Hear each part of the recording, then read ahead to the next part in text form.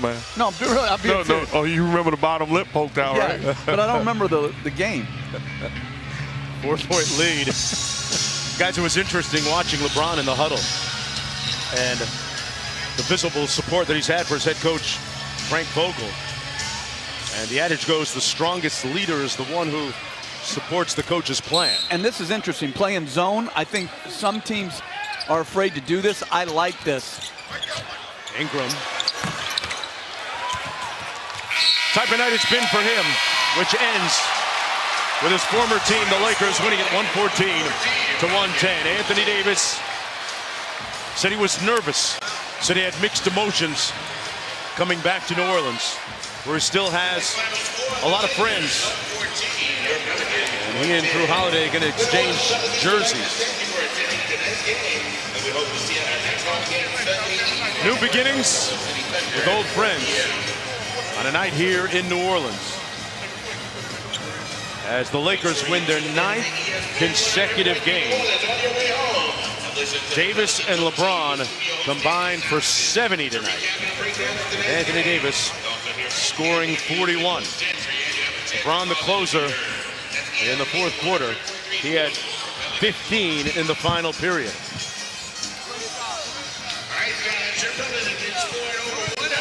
Let's check in with George. Thanks, Jonesy. We're here with Anthony Davis. Anthony, 41 points for you.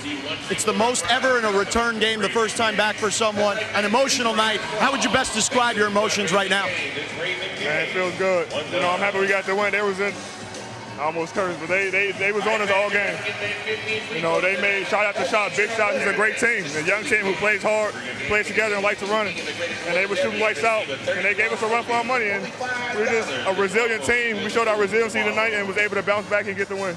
We talked to your coach before the game. He told us to tell you just to have fun, and your teammates certainly had your back. What was it like to have that whole group rocking with you tonight?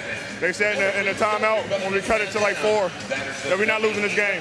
You know, all night, they was making sure that we didn't lose the game, you know, for the return here. It was a hell of a night.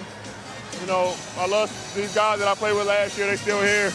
They like the battle, but overall, it was a fun night. I mean, coming in, knowing what was going to happen with the Bulls, and I just tried to play through it and calm my nerves and just play basketball, man. I know they're passionate about their team, and, you know, when everything went down last year, it was tough for both sides. And, you know, just glad both sides moved on and both sides are happy. We saw you exchange jersey with Drew, one of those teammates. What was that conversation like? I love him. That's my guy. You know, 6 years together. We talk to each other all the time, and you know, he's a guy who competes. You know, he competed tonight. He made it tough for us, and you know, anytime I get a chance to play against him now, it's nothing but fun. He was guarding me. You know, I had to guard him, and you know, it's a brotherhood. You know, it's bigger than basketball.